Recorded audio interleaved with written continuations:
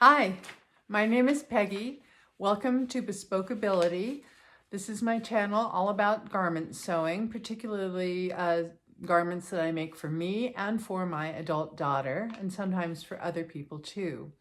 Thank you so much for joining me today. I really appreciate it.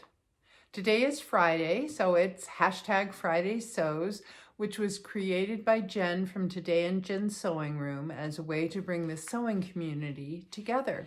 Thank you, Jen. So this week I made a top for my daughter, I made 2 tops for me, and a muslin of a dress for me. Almost all about me, but not quite. So I'll start with the top for my daughter. It is Simplicity 2599, and it's out of print. And I've made this several times before for my daughter, and she has made it for herself as well. It is just a basic blouse that you could dress up or dress down, add frills to it or not. I usually just make a very basic top, often sleeveless. This time I made it with a cap sleeve. It comes with cup sizes, which is always nice, and I made a size 14 with a C cup. I used a rayon challis from Hancock Fabrics, and of course Hancock Fabrics is no longer, and I mourn it. But at any rate, this fabric isn't the best quality. I like the print, I like the colors, but it has a tendency to run, and I should have used a microtex needle, and I didn't. But at any rate, it's fine. So I'm trying to think what I've done differently. Oh yes, so it calls for a neck binding or binding tape, bias tape at the neck, and I don't particularly care for that. So I drew a facing, which I interfaced. And then it also calls for a keyhole opening in the back with a button and loop closure. And I decided with this version to extend the seam a little bit in back and then put in an invisible zipper because I'm me. No particular reason, just I wanted to give it a try. So the zipper I didn't measure, and I had to cut it way down, so it's probably 5 or 6 inches long, but it works well, and my daughter seems to like it. I gave her the top this week and she wore it to work, so that's always good. I unfortunately don't have any photos of her wearing it, but I do have a photo of her wearing the same exact pattern in a different rayon challis that I made about 10 years ago. So I'll put up pictures of that. And then I have some pictures of the blouse on a mannequin to show you. So I'll put those up now. I have enough fabric left that I might be able to make a skirt with it. I don't know if I will or not, but maybe. We'll see. And then for me, I made 2 tops for myself. Now, I'm always cold, and it has been a long, cold winter here. In fact, it snowed last week. Oh, I'm over it. But it's starting to warm up now, but I'm still a little chilly. So I made a turtleneck. In fact, it's the one I'm wearing, which is another Hepburn turtleneck from Itch to Stitch, just like the one I made last week. It's a cotton jersey spandex that I got from, cotton spandex jersey that I got from Stylemaker Fabrics in a pretty pink, and I do like my pink. I reinforced the shoulders with interfacing and sewed it on my machine. It's just great. I had already added length to the bodice and length to the sleeves on my pattern, so that's perfect. And I don't have a whole lot more to say about it except that I really like it. So I also made a Freya top, and Freya is a pattern from the Tilly and the Buttons stretch book. And I had made a couple turtlenecks using the Freya pattern previously, and I don't really like them. And I think it's the turtleneck that I don't like, which is funny because I love turtlenecks. I guess I felt like they were choking me a little bit. So I had cut this one out several weeks, maybe a month ago, and I decided to sew it up this week, but I knew I didn't want the turtleneck, so I trimmed down the neck line, and then I cut a piece of the knit to make a binding there at the neck, a neck binding, and I just measured around it, and then it's probably about 85% of what the measurement is. And straightforward make. I like it much better with a slightly lower neckline. And for both of these tops, I used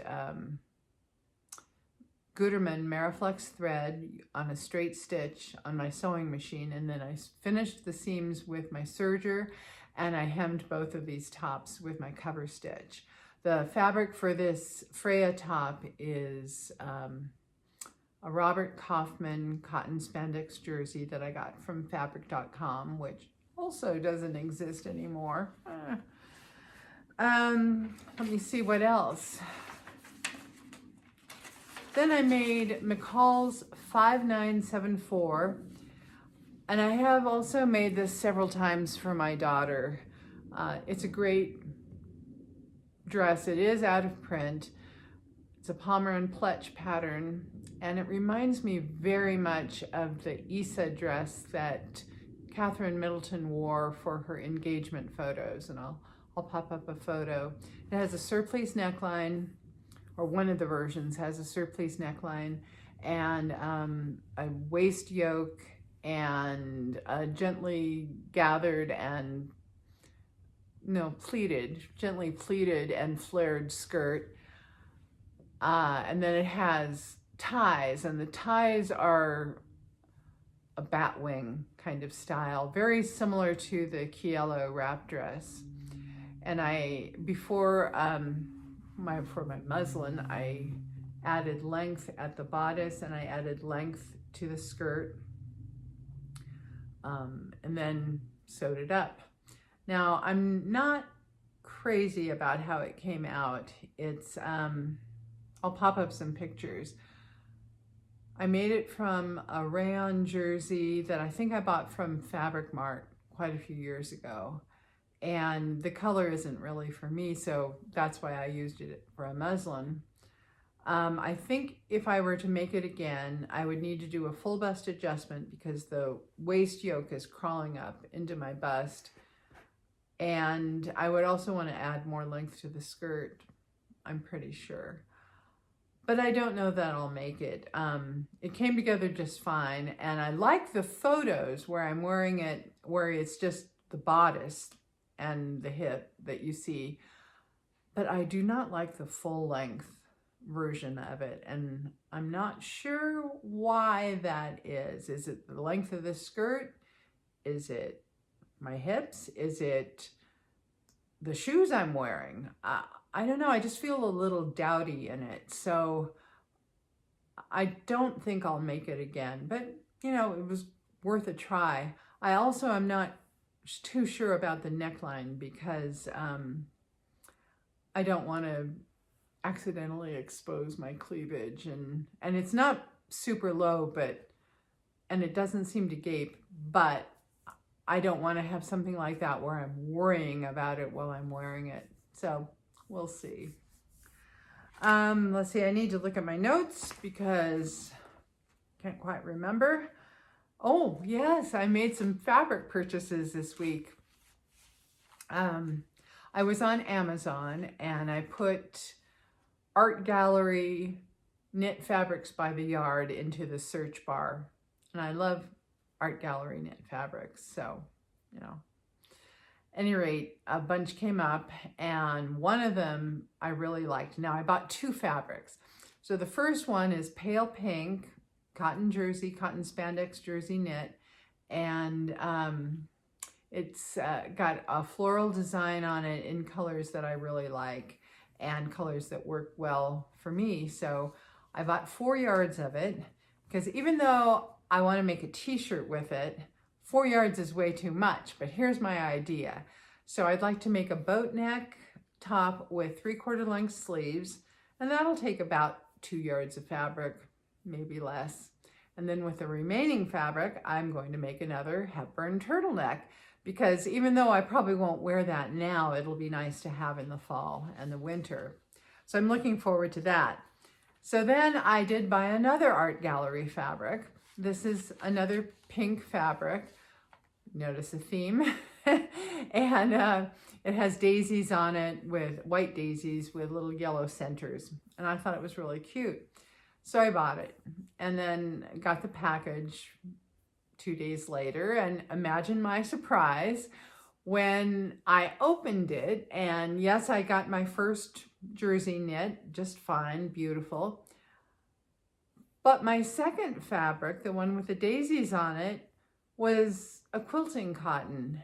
And I have no one to blame but me, because even though I put art gallery knit fabric by the yard into the search bar, I didn't double check to see that the fabrics that came up actually were art gallery knit fabrics by the yard.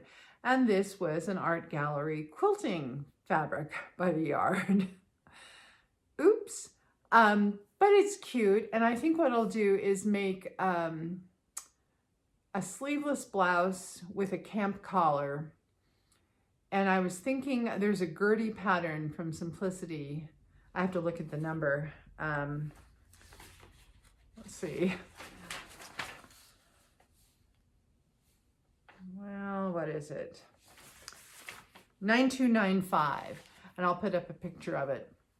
I'm not sure that this is what I'll make, but I think that would be a cute summery top. And that's about it that from what I made this week. This coming week, I think what I'll do is make several muslins, particularly of pants. Well, actually, there's a top I want to muslin too, the Love Notions Melody Dolman top. I'm questioning my sanity on this one because I don't really like dolman sleeves, but I think this top is cute and I want to give it a try. So I'll just use some fabric that I don't particularly care about that's in my stash and see if I like it enough to pursue nicer fabric.